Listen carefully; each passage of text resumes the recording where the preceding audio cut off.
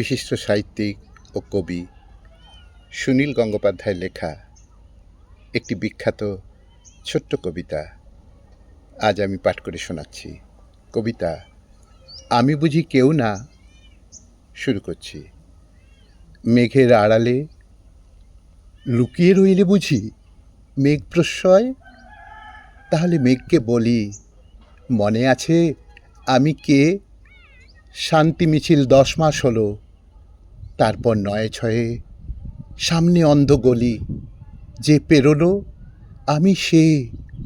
পেরিয়ে কোথায়?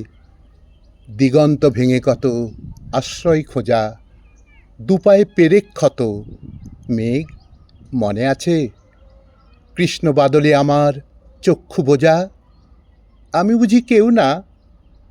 শান্তি মিছিল ভাঙে তবু গড়ে, যেমন নদীর ধারা।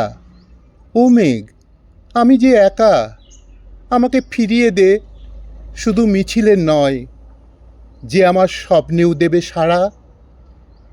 এক পলকের দেখা বদলে কি নিবি নে? এক পলকের দেখা বদলে কি নিবি নে?